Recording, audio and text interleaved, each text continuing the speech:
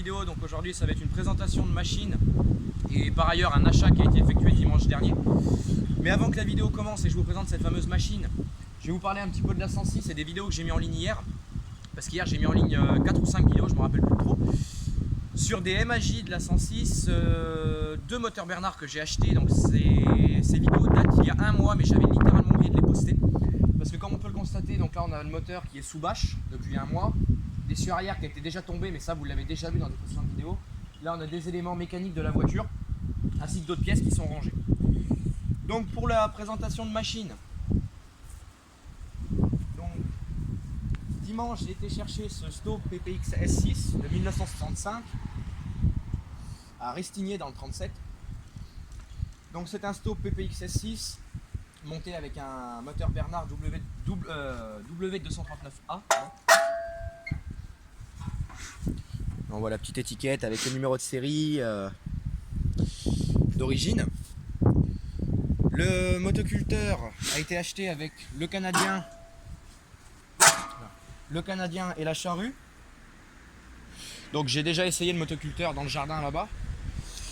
J'ai pas fait de vidéo parce que le truc c'est qu'on était assez pressé et voilà. Aujourd'hui on est mardi 12 mars et je l'ai acheté le 10. J'ai acheté le motoculteur le 10 mars. Donc le Canadien, la charrue, le motoculteur m'ont coûté en tout 500 €. Donc j'ai été le chercher dimanche. Donc bon, il m'a fait quand même perdre, parce qu'au bas mot il y avait 2h30 de route, on s'est retrouvé avec 6 heures de route, hein, avec les soucis mécaniques. Donc bon, on va faire un petit démarrage. Bon là il est chaud, mais à froid il démarre tout aussi bien. Bon, alors le problème c'est qu'il a une masse, et le truc c'est que la masse à l'avant c'est un peu pète couille pour accrocher la corde.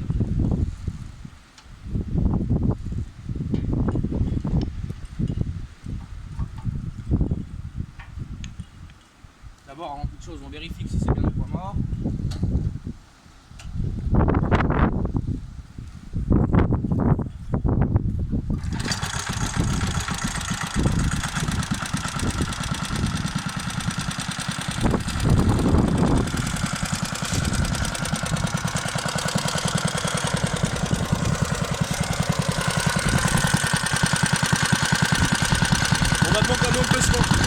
Comme on peut le constater, le motoculteur il tourne vraiment très très bien. Donc c'est un motoculteur qui possède 3 vitesses. Une vitesse marche avant lente, une vitesse marche arrière et une vitesse marche avant rapide. Et on peut le mettre en 2 roues motrices et 1 roue motrice. Alors, je vais vous montrer comment on fait. Bon, j'ai un petit peu la gaine du câble qui se barre, mais ça c'est pas très grave. Alors pour le mettre en petite vitesse, donc embraye. Là on est en petite vitesse et là il n'y a qu'une roue qui démarre. Vous voyez? Et si je fais ça, là je suis en 2 roues motrices. Voilà. On débraye.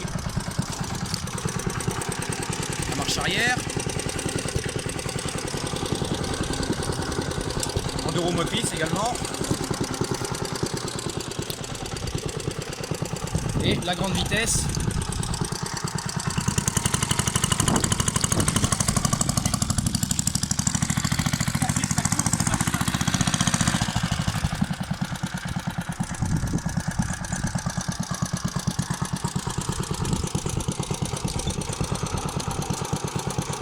Je mets bien au point mort à chaque fois pour pas qu'il risque de partir.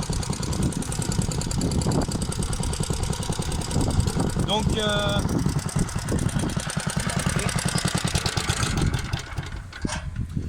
comme je disais, le jour où j'ai acheté ce motoculteur, donc avant d'acheter celui-ci, j'ai eu il y a 3 ans en arrière le même motoculteur, un Staub PPX S6 avec un moteur Bernard W239A, mais moi j'avais le A devant. Dessus, sur celui-là, j'ai des pneus équipés donc avec les masses d'origine, et ce sont des pneus montés à l'air et à l'eau.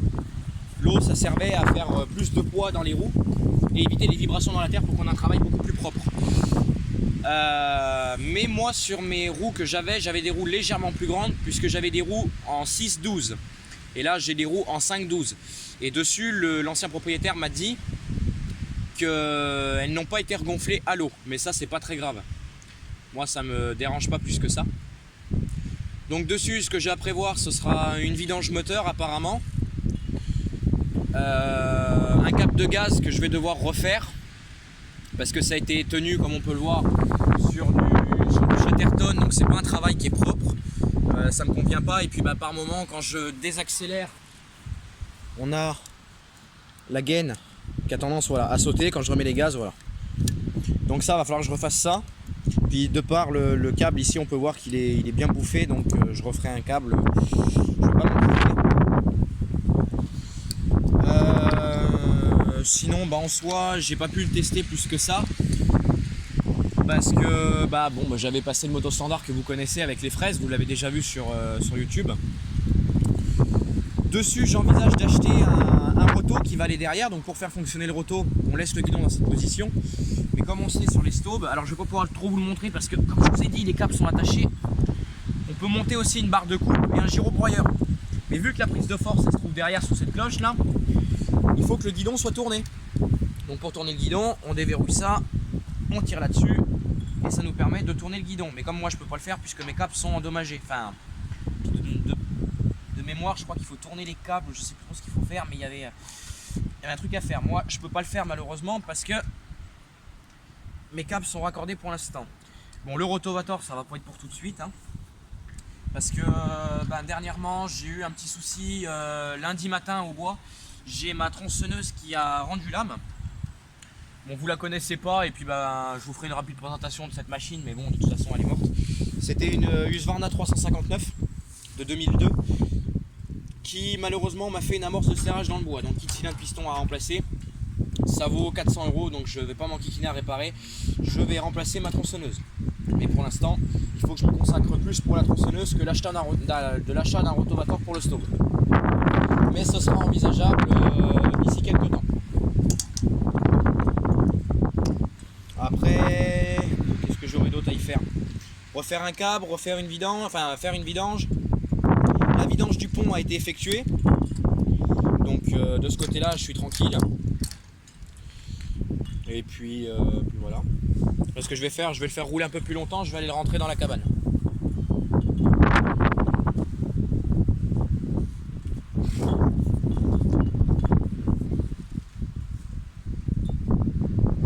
Ouais, si tu peux essayer de l'appuyer un peu.